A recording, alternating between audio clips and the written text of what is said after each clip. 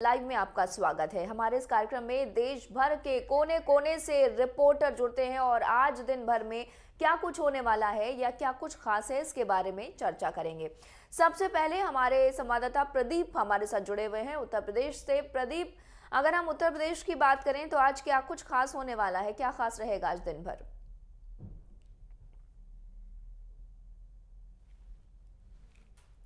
की बात सबसे बड़ी खबर जो है ये है कि आज ओलंपिक में देश का नाम रोशन करने वाले जो देश के मुख्यमंत्री योगी आदित्यनाथ खुद अभी कान्हा स्टेडियम पहुंचेंगे। और ये जो इसका मकसद है वो ये है कि जो देश के युवा हैं, जो उत्तर प्रदेश के युवा हैं, अगर कहीं से भी उनके अंदर कोई संकोच है, अगर उनका स्किल ऐसा है कि वो खेल में उनकी रुचि है, खेल में वो अगर आगे बढ़ सकते हैं, तो ऐसे लोगों को प्रदेश सरकार पूरी तरह से उनके साथ है और उनके लिए जो करना होगा वो करेगी। तो ये एक बड़ी खबर है कि ओलंपिक से जुड़े हुए जितने खिलाड़ी हैं उनका सम्मान समारोह अभी उत्तर प्रदेश के मुख्यमंत्री योगी आदित्यनाथ के द्वारा कान्हा स्टेडियम में किया जाएगा। अगर दूसरे बड़ी खबर की बात करें तो उत्तर प्रदेश सरकार ने रक्षाबंधन यानी 22 तारीख को 24 घंटे के लिए उत्तर प्रदेश परिवहन निगम की सारी बसों को जो महिलाएं बेटियां हैं उनके लिए उन्होंने फ्री कर दिया है। मतलब ये कि वो फ्री में यात्रा करके अपने जो है भाइयों के वहां जा सकेंगी, उनको राखियां बांध सकेंगी और फिर फ्री में अपने घर आ सकेंगी। तो ये निरंतर कई वर्षों से मतलब जितने जब से सीएम योगी हैं तब से करते चले आ रहे हैं और इस बार भी सीएम योगी ने किया है, जिसको लेकर महिलाओं में खासा उत्साह देखने को मिल रहा है। अगर तीसरी खबर की बात करें तो कांग्रेस का आज से 2 दिवसीय जो है उत्तर प्रदेश में एक धरना जो है कार्यक्रम शुरू किया गया है, जिसमें वो भारतीय जनता पार्टी के खिलाफ जो भी नीतियां हैं उसको आम जनता के साथ साझा करेगी और अपने आप को उनके साथ जोड़ते हुए अपने लिए वोट की मांग करेगी। अगर हम बात करें चौथे बड़ी खबर की तो मानसून और मौसम विभाग के वैज्ञानिकों के अनुसार उत्तर प्रदेश में 21 तारीख से लेकर 25 तारीख यानी 4 दिनों तक मूसलाधार बारिश के अनुमान है। तो मानसून भी कहीं ना कहीं से जो पश्चिम बंगाल के बिछोब में जो मानसून बना हुआ है वो मैदानी इलाकों में जमकर बरसने वाला है। मौसम विभाग ने इसकी जो है सूचना पहले से ही मैदानी इलाकों में दे दी है, जिसको लेकर लोग अपनी तैयारियां कर रहे हैं। जी मनीषा। जी प्रदीप, धन्यवाद आपका हमारे साथ जुड़ने के लिए। हमारे संवाददाता गुलशन दिल्ली से हमारे साथ जुड़े हुए हैं। गुलशन, दिल्ली की बात करें तो आज दिल्ली में क्या कुछ खास रहने वाला है, क्या कुछ बड़ी खबर दिल्ली से? जी, दिल्ली से आज बड़ी अहम खबर रही है कि जो आदित्यनाथ योगी उत्तर प्रदेश के मुख्यमंत्री हैं वो दिल्ली में रहेंगे और दिल्ली में आने के बाद वो पार्टी में अमित शाह और जेपी नड्डा जैसे वरिष्ठ जो नेता हैं उनसे मुलाकात करेंगे और संभव है कि आने वाले विधानसभा चुनावों को लेकर रणनीति तय की जा सके। मैं आपको बता दूं कि इस दौरे को बड़ी अहम दृष्टि से देखा जा रहा है क्योंकि अब फिलहाल उत्तर प्रदेश में चुनावी जो सियासत है वो गर्म है और ऐसे में उत्तर प्रदेश के मुख्यमंत्री आदित्यनाथ योगी का दिल्ली दौरा अपने आप में अटकलों को बाजारों को गर्म करता है कि अब वो दिल्ली में आकर के विधानसभा चुनावों की जो रणनीति है उसके ऊपर जो है अपना आगे का पड़ाव तय करेंगे कि किस तरह की वो योजनाएं रहेंगी। मैं आपको बता दूं कि भाजपा लगातार पिछले 2 चुनावों में अलग तरह की रणनीति पेश करने में कामयाब रही है और इसी मानकी में वो जेपी नड्डा और अमित शाह जैसे वरिष्ठ नेताओं से भी मुलाकात करेंगे। दूसरी खबर यह है कि जो बच्चों की वैक्सीन थी, एनआईवी की रिपोर्ट ये कहती है कि उसका ट्रायल 2nd और 3rd फेज में चल रहा है। संभव है कि अगस्त के अंत तक या सितंबर के शुरुआती पखवाड़े में उस जो बच्चों की वैक्सीन है कोरोना की वो आ सकती है क्योंकि इसके ट्रायल लगभग पूरे हो चुके हैं। और तीसरी जो अहम खबर रहेगी वो ये रहेगी कि गुरुद्वारा जो अफगानिस्तान में जो सिख लोग फंसे हुए गुरुद्वारों में उनको लेकर के लगातार दिल्ली गुरुद्वारा प्रबंधक कमेटी उनके संपर्क में है और हर तरह की रणनीति पर प्रयास किया जा रहा है कि किस तरह एक भारतीय मूल के व्यक्ति को वहां से सुरक्षित निकाला जा सके। लगातार प्रधानमंत्री भी बैठक करें, सीसीडब्ल्यू की अगर बात करें तो लगातार बैठकों का दौर जारी है। जी जी गुलशन, धन्यवाद आपका हमारे साथ जुड़ने के लिए। योगेश हमारे संवाददाता जुड़े हुए हैं हमारे साथ। योगेश, आज क्या कुछ खास रहने वाला है, क्या कुछ बड़ी खबर वहां से? जी बिल्कुल, आपको बताना चाहेंगे कि आज कई सारी बड़ी खबरें हैं उत्तराखंड में। सबसे पहले मुख्यमंत्री का दौरा है, लगातार मुख्यमंत्री जो है वो दौरे कर रहे हैं क्योंकि चुनाव भी नज़दीक है। उससे पहले खुद को तैयार करना है, पार्टी को और मजबूत करना है, सत्ता में दोबारा वापसी करनी है। इसको लेकर मुख्यमंत्री लगातार दौरे कर रहे हैं। आज कुमाऊं दौरा है उनका।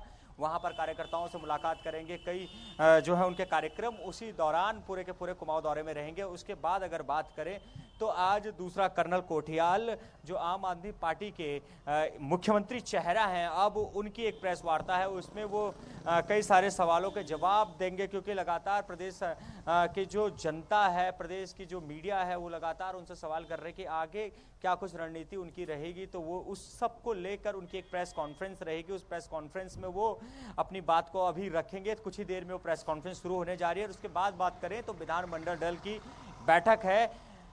विधानसभा सत्र जो है वो शुरुआत होने जा रहा है। 23 तारीख से लेकर 27 तारीख में विधानसभा का सत्र होगा। और उस दौरान अगर बात करें तो क्या कुछ रणनीति रहेगी, किस तरह से, क्योंकि हमेशा विधानमंडल दल की बैठक होती है, उससे पहले बताया जाता है कि कैसे आप लोग अपने प्रश्नों को रखेंगे, किस तरह से जो है आप व्यवस्था बनाए रखेंगे। सारे विधायक, नेता प्रतिपक्ष मौजूद रहते हैं इसमें, और पूरा का पूरा जो है वहाँ पर मौजूद रहेंगे, जितने भी सरकार की तरफ से हों या फिर विपक्ष की तरफ से हों। और जो विधानसभा अध्यक्ष हैं वो इस बैठक को लेंगे। 3 साढ़े 3 बजे के करीब विधानसभा में ये बैठक शुरू होगी।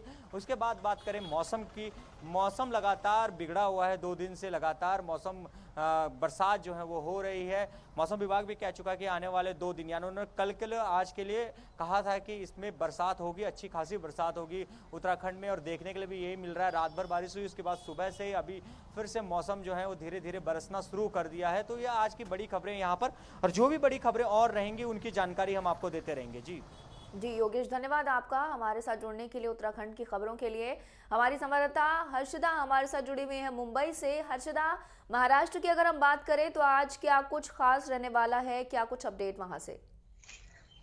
मनीषा, आज की सबसे बड़ी खबर यह है कि महाराष्ट्र के जो एक पूर्व मुख्यमंत्री थे नारायण राणे, जो अभी केंद्र में सूक्ष्म और लघु उद्योग मंत्री है, वो आज मुंबई में आए और आज से वो जन आशीर्वाद यात्रा शुरू करने जा रहे। लेकिन अपनी ये यात्रा की शुरुआत वो जो एयरपोर्ट के नजदीक शिवाजी महाराज का एक पुतला है, उनको अभिवादन करते हुए अपनी यात्रा की शुरुआत करेगी। उनके बाद में उनका दूसरा पड़ाव जो है वो शिवसेना के जो सुप्रीमो थे, जो अभी नहीं रहे, बाला साहेब ठाकरे की समाधि है, वहां पर उनका आशीर्वाद लेते हुए वो अपनी जन आशीर्वाद जो यात्रा है वो शुरू करेंगे। लेकिन मैं आपको बता दूं कि नारायण राणे पहले शिवसेना में थे और उन्होंने अपनी करियर की शुरुआत जो थी शिवसेना से ही की थी। लेकिन शिवसेना का एक नियम है कि अगर उनमें से अगर बाला साहेब ठाकरे के साथ कोई अगर दगाबाजी करता है, बाला साहेब ठाकरे जी को अगर कोई पीठ दिखा के दूसरी पार्टी में जाता है, तो शिवसेना उसका कट्टर दुश्मन बन जाता है। यही हाल है नारायण राणे जी का भी।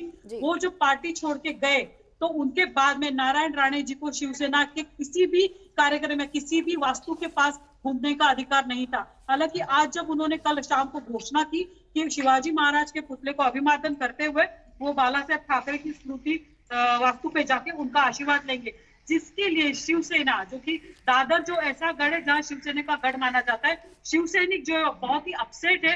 हालांकि उन्होंने कोई नोटिस या कोई अपने जो कार्यकर्ता उनको कुछ बताया नहीं कि आपको उनको विरोध करना या आने देना है, लेकिन फिर भी एक टेंशन वाला वातावरण वहां पर है और वहां पर पुख्ता बंदोबस्त है दादर के पास में। और देखना यह है कि अभी कुछ समय, एक 10-15 मिनट पहले नारायण राणे जी का दिल्ली से मुंबई में आगमन हुआ है, तो वो अभी शिवसेना सुप्रीमो बाला साहेब ठाकरे उनके जो स्मृति स्थल है वहां जाके आशीर्वाद लेते हैं। अगर लेते भी है तो शिवसेना उस पर किस तरह से रिएक्ट होगा वो देखने वाली बात है। मनीषा, मुंबई की सबसे दूसरी बड़ी खबर है कि बारिश जो एक कुछ समय पहले थम गया था वो अभी सभी जगह महाराष्ट्र में बरस रहा है और किसान भाई जो है बहुत खुश है। और आपको बता दूं कि मुंबई और महाराष्ट्र में जो पानी की किल्लत थी वो खत्म होने जा रही, क्योंकि बहुत सारी जगह जो सेंट्रल महाराष्ट्र है वो जो एक सूखा ड्राई एरिया माना जाता है, पर वहां के सभी जो धरण है, जो बांध है, वो भर चुके। तीसरी सबसे बड़ी खबर यह है कि 15 अगस्त से शिवसेना सुप्रीमो जो सीएम बाला ठाकरे थे, उन्होंने घोषणा की थी कि सबको थिएटर और मॉल में जाने की अनुमति मिलेगी, लेकिन उसके लिए 2 टीकाकरण होना आवश्यक है। यही बात है, जो मॉल में काम करने वाले जो लोग हैं उनका भी 2 टीकाकरण की उनको सर्टिफिकेट देके फिर वो अपने शॉप में प्रवेश करते हैं। लेकिन बात यह है कि उनकी एज और दूसरा है कि वैक्सीनेशन की किल्लत के चलते मॉल के स्टाफ को भी वैक्सीनेशन नहीं हो पाए। मतलब दूसरे लोगों की बात तो छोड़िए, जिसके चलते मॉल जो जोर शोर से 1-2 दिन शुरू हुए थे, बाद में अभी पूरे मॉल महाराष्ट्र के बंद हो चुके क्योंकि स्टाफ का ही वैक्सीनेशन नहीं हुआ है। उसके पीछे और एक बड़ी बात यह है कि जो स्टाफ जो कहीं दूर से आता है तो ट्रैवल कैसे करेगा। हालांकि ट्रेन में भी उनको घुसना चाहिए, लेकिन ट्रेन के लिए भी 2 वैक्सीनेशन का जो एसओपी बीएमसी ने निर्धारित किया उस पर कोई खरा नहीं उतरा। मनीषा जी, हर्षदा धन्यवाद आपका हमारे साथ जुड़ने के लिए। हमारे संवाददाता आरिफ रशीद जम्मू से हमारे साथ जुड़ चुके हैं। आरिफ, अगर जम्मू कश्मीर की बात करें तो वहां से क्या कुछ बड़ी खबर, क्या कुछ अपडेट है वहां से? आज आपको बता दूं कि सबसे बड़ी खबर कश्मीर की आज वो इसी बात पे चर्चा हो रही है कि कल जो प्रदेश के सीआई की विंग की जानिब से जो पर्दाफाश किया गया है एमबीबीएस सीट सेलिंग रॉकेट के हवाले से, जहाँ पे आपको बता दूं कि पाकिस्तान में जो भी एडमिशन किए जा रहे थे एमबीबीएस स्टूडेंट्स के, तो वो एक रैकेट है पर्दाफाश कर दिया गया है कल ही, जिसमें ये खबर सामने आ रही है कि वहाँ पे स्टूडेंट्स को वहाँ पे एडमिशन दिलवाया जाता था, वो ताकि एलिजिबिलिटी देख के किया जाता था या कुछ और फॉर्मेलिटी जो पूरी करनी होती थी, बल्कि पैसों के हवाले से किया जाता था। और वहाँ पे इनको बाकायदा तौर पे एक कोटा दिया जाता था जिसके तहत ये वहाँ पे एडमिशन करवाते थे। और ये इसमें जो है हुर्रियत कॉन्फ्रेंस के एक चुनिंदा लीडर भी शामिल है। कुल अफराद जो है 6 इसमें अरेस्ट हुए हैं, जिनमें से बारामूला के भी कुछ है। तो कुल मिलाकर जम्मू कश्मीर में 6 अफराद ऐसे कल बेनकाब हुए हैं जो एमबीबीएस सीट सेलिंग रॉकेट में काम कर रहे थे पिछले कई सालों से, जिनका कल सीआई के विंग जो पुलिस की है उन्होंने पर्दाफाश किया है। और दूसरी जो बड़ी खबर है यहाँ पे, आज मुहर्रम के हवाले से, मुहर्रम हराम का महीना जो रवा दवा है, आज 10 मुहर्रम हराम के तहत यहाँ जम्मू कश्मीर में हर जगह पे तकारीब का एहतमाम किया जा रहा है। और प्रोसेशन जो निकलने वाले थे आज, तो आज उसके हवाले से शहर श्रीनगर में जो है मेन रास्तों पे रेस्ट्रिक्शंस लगा दी गई है। हालांकि अगर कश्मीर की बात करेंगे तो जिला सदर मकाम या तहसील सदर मकाम पे हर जगह पे छोटी बड़ी जगहों पे तकारीब का एहतमाम किया गया है, क्योंकि आज के दिन जो है शोहदाई करबला को याद किया जा रहा है। 10 मुहर्रम हराम को यहाँ पे अज़ादारों की तरफ से जुलूस निकाले जाते हैं, अलम शरीफ निकाली जाती है और बहुत सारी तकारीब का एहतमाम किया गया है। तो उस हवाले से सारी नजरें जो मरकूज है जम्मू कश्मीर में मुहर्रम और हराम की तकारीब और उनके प्रोसेशन पे मुनक़िद होगी, क्योंकि पुलिस के लिए भी एक चिंता का विषय है। क्योंकि अगर 2 दिन पहले की बात करें तो श्रीनगर में जो है लॉ एंड ऑर्डर की प्रॉब्लम्स क्रिएट हुई थी, फिर प्रोसेशन के निकलने के बाद उस हवाले से आज जो है पुलिस भी मुतहरिक है और किसी भी लॉ एंड ऑर्डर सिचुएशन से निपटने के लिए इताफी नफरी को कायम कर दिया गया है। जी मनीषा। जी, अब हम चलते हैं रांची, जहां हमारे संवाददाता सूरज हमारे साथ जुड़े हुए हैं। सूरज, झारखंड की बात करें तो आज क्या कुछ खास रहने वाला है, क्या कुछ बड़ी खबर वहां से?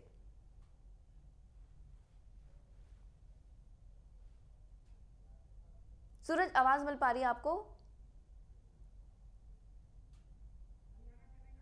चलिए, हम अपने संवाददाता सूरज से फिर बात करने की कोशिश करेंगे। हमारे संवाददाता हरियाणा से हमारे साथ जुड़े हुए हैं राजकुमार। हरियाणा की बात करें तो आज क्या कुछ बड़ी खबर वहां से, हरियाणा से? जी मनीषा जी, हरियाणा के मुख्यमंत्री मनोहर लाल अन्नपूर्णा योजना के तहत अध्यक्षता करने कार्यक्रम पंचकूला पहुंचे हैं। इस कार्यक्रम की अध्यक्षता के बाद वह राशन वितरित भी करेंगे। इस बड़े राज्य स्तरीय समारोह में आज प्रदेश के बड़े बड़े मंत्री और कई विधायक भी पहुंचे हैं। जी मनीषा जी, इसके अलावा अगर बात करें भारतीय किसान यूनियन की, लगातार किसानों की राजनीति सरकार पर भारी पड़ती नजर आ रही है। भारतीय किसान यूनियन का अध्यक्ष जो है इसके राकेश टिकैत, इनका आज एक बयान जारी हुआ है जिसने खलबली मचा दी है। 5 सितंबर को एक बड़ी ऐतिहासिक महापंचायत का आयोजन मुजफ्फरनगर में किया जाएगा, जिसमें देश भर के किसान हिस्सा लेंगे।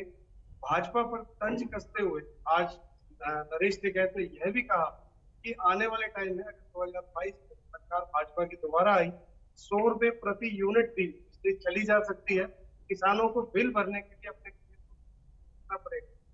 मनीषा जी, हरियाणा के इंद्री में भी आज एक बड़ी घटना देखने को मिली, जहाँ किसानों ने विधायक राम कुमार का विरोध किया। अन्नपूर्णा योजना के तहत विधायक राम कुमार कश्यप पहुंचे थे कार्यक्रम में, जहाँ किसानों ने जमकर विरोध किया। हंगामा इतना बड़ा हुआ लाना पड़ा। 7 किसानों को हिरासत में पुलिस ने लिया। इसके बाद सभी किसान इकट्ठे होकर बड़ी संख्या में थाने जा पहुंचे और थाने जाने के बाद किसानों के मामले की गंभीरता को देखते हुए पुलिस को उन 7 किसानों को छोड़ना पड़ा। मनीषा जी, रोहतक की बात करते हैं हरियाणा के, वहां एक अजब मामला सामने आया, जहां हरियाणा रोडवेज के एक परिचालक का पिछले 1 माह में 6 बार ट्रांसफर कर दिया गया। इस बात को लेकर परिचालक मानसिक दबाव में है।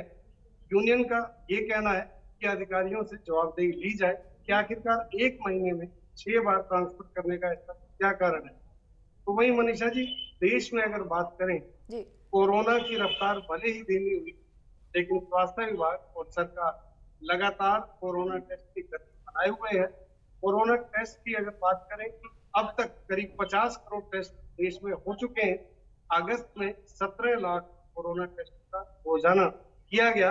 पिछले 55 दिनों में करीब 10 करोड़ कोरोना के टेस्ट किए जा चुके हैं। जी मनीषा। जी राजकुमार, धन्यवाद आपका हमारे साथ जुड़ने के लिए। हमारे संवाददाता सूरज रांची से हमारे साथ जुड़े हुए हैं। सूरज, रांची में क्या कुछ खास, और झारखंड की बात करें तो क्या कुछ बड़ी खबरें वहां से?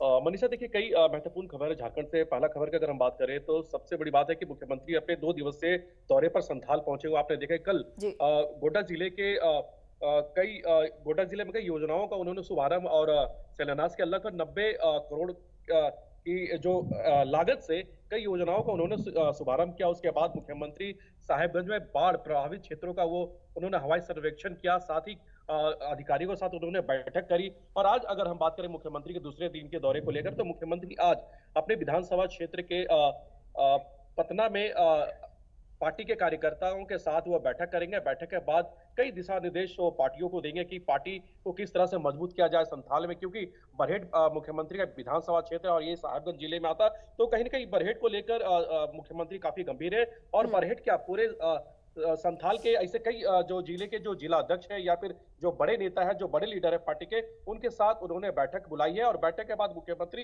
देर शाम तक रांची पहुंच जाएंगे। अगर दूसरी खबर की हम बात करें, ये बहुत महत्वपूर्ण खबर है धनबाद जिले की। आपने देखा कि धनबाद में जिस तरह से जज उत्तम आनंद की मौत हुई थी, उस मामले को लेकर सीबीआई हो या फिर सुप्रीम कोर्ट हो या फिर हाई कोर्ट हो, काफी गंभीर है। और इसी मामले को लेकर आपने देखा कि सीबीआई की टीम ने दोनों आरोपियों को, राहुल को और लखन वर्मा को गांधी धाम लेके गई है, सूरत लेके गई है। और सूरत में ही गुजरात में ही उनके साथ कल सीबीआई के द्वारा नार्को टेस्ट किया गया है। और आज दोनों आरोपियों का ब्रेन मैपिंग यहाँ पे की जाएगी और ब्रेन मैपिंग के बाद दोनों आरोपियों को सीबीआई की टीम पुनः उसे धनबाद लेके आकर फिर से पूछताछ करेगी। लेकिन कल जिस तरह से दोनों आरोपियों की नार्को टेस्ट की गई, लेकिन इसमें कोई पुख्ता जानकारी सीबीआई की टीम को हाथ नहीं लगी है। तो कहीं ना कहीं इस मामले को लेकर सीबीआई काफी गंभीर है और इसी मामले को लेकर नार्को टेस्ट के बाद दोनों आरोपियों को फिर से सीबीआई की टीम पुनः धनबाद लेके आएगी। अगर तीसरी और महत्वपूर्ण खबर की बात करें तो झारखंड के पूर्व मुख्यमंत्री बाबूलाल मरांडी के जो राजनीतिक सलाहकार है सुनील तिवारी पर एक 16 साल की युवती ने यौन शोषण का आरोप लगाया है और छेड़छाड़ का आरोप लगाया है। इस मामले को लेकर रांची के अरगोड़ा थाना में 164 के तहत बयान दर्ज कर दिया गया है और इस मामले को लेकर कहीं ना कहीं राजनीति तेज हो गई है। राहुल, और अगर हम सुनील तिवारी की बात करें तो सुनील तिवारी के बचाव पक्ष में खुद बाबूलाल मरांडी उतर चुके हैं और वो लगातार सत्ता पक्ष के जो लोग हैं उनके ऊपर आरोप लगा रहे हैं कि उन्हें किसी तरह से अपने तमाम मामले को लेकर उसे फंसाया जा रहा है। तो कहीं ना इस मामले को लेकर झारखंड में एक बार फिर राजनीति तेज हो गई है, आरोप और प्रत्यारोप का दौर शुरू हो गया। अगर चौथी खबर की बात करें तो केंद्रीय मंत्री अर्जुन मुंडा 3 दिवसीय दौरे पर आज रांची पहुंचे हैं। रांची में उनकी कई यहाँ पे कार्यक्रम देखी जा रही है। इसके बाद वो कोल्हान, जो उनकी पहले विधानसभा रह चुके हैं, वो जहां कोल्हान से उनकी कोल्हान में कई उनका कार्यक्रम है, कई पार्टी कार्यकर्ताओं के साथ उनकी बैठक है। तो कह सकते हैं कि अर्जुन मुंडा की कार्यक्रम को लेकर जो पार्टी नेता है वो भी काफी तैयारियों में जुट चुकी है, क्योंकि केंद्रीय मंत्री अर्जुन मुंडा वो 3 दिन तक झारखंड के अलग अलग विभिन्न जिलों का वो दौरा करेंगे। जी सूरज, धन्यवाद आपका हमारे साथ जुड़ने के लिए। अमित हमारे संवाददाता छत्तीसगढ़ से हमारे साथ जुड़ चुके हैं। अमित, छत्तीसगढ़ में क्या कुछ बड़ी खबर, क्या कुछ अपडेट वहां से? देखिए, मैं बताना चाहूंगा मनीषा की छत्तीसगढ़ की सुंदरता को देखते हुए बॉलीवुड के लोग भी इससे प्रेरित होकर अपनी फिल्मों की शूटिंग छत्तीसगढ़ में करना चाह रहे हैं, जिसको लेकर सुप्रसिद्ध कलाकार कृष्णा अभिषेक ने मुख्यमंत्री भूपेश बघेल जी से मुलाकात की और भूपेश बघेल जी से ये कहा कि मैं अपने कुछ फिल्मों की, मतलब जैसे वो अभी एक फिल्म बना रहे हैं ऐश्वर्या राय करके, वो उस फिल्म की शूटिंग हमारे छत्तीसगढ़ में करना चाहते हैं। और भूपेश बघेल जी ने भी ये कहा है कि आपको छत्तीसगढ़ की सारी लोकेशनों पे ले जाया जाएगा और वहां पे आपको सारी सुविधाएं मुहैया कराई जाएंगी। और इसी को लेकर दूरभाष से उन्होंने सुप्रसिद्ध कलाकार धर्मेंद्र जी से भी बात की और उन्हें छत्तीसगढ़ आने का न्योता दिया। और ये देखते हुए सारी चीजें छत्तीसगढ़ में बहुत सारी खूबसूरत जगह हैं, जैसे बस्तर को लेके और अपना मैन पार्ट, इस तरीके की जो जगह है इन पर सुप्रसिद्ध कलाकार और बॉलीवुड में भी छत्तीसगढ़ को लेके कई सारी चीजें हो चुकी हैं और बॉलीवुड के एक्टर भी यहाँ पे, जिसको देख के भूपेश बघेल जी ने उनका आभार व्यक्त किया और उन्हें कहा कि आपको सारी सुविधाएं मुहैया कराई जाएंगी। दूसरी बड़ी खबर की अगर हम बात करें तो 121 गाँव जिला परिवर्तन की तैयारी को लेकर विरोध प्रदर्शन करने जा रहे हैं।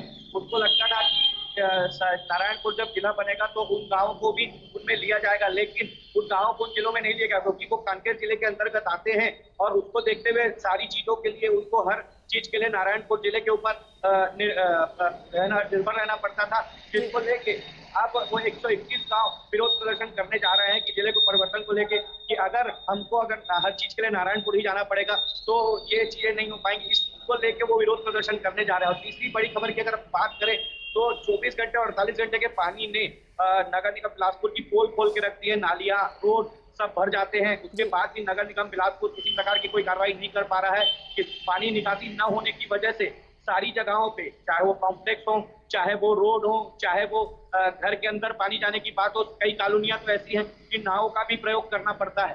तो इस सारी चीजों को लेके नगर निगम बिलासपुर को स्मार्ट सिटी कहा गया है। वहां बिलासपुर स्मार्ट सिटी होने के बाद भी किसी प्रकार की सुविधा मुहैया नगर निगम नहीं करा पा रहा। जी अमित, धन्यवाद आपका हमारे साथ जुड़ने के लिए। तो हमारे सारे संवाददाता हमारे साथ जुड़े अलग अलग प्रदेशों से और उन्होंने बताया कि उनके प्रदेश में आज क्या कुछ खास रहने वाला है। हमारे इस खास कार्यक्रम में इतना ही। बने रहिए नेटवर्क 10 के साथ। जय हिंद।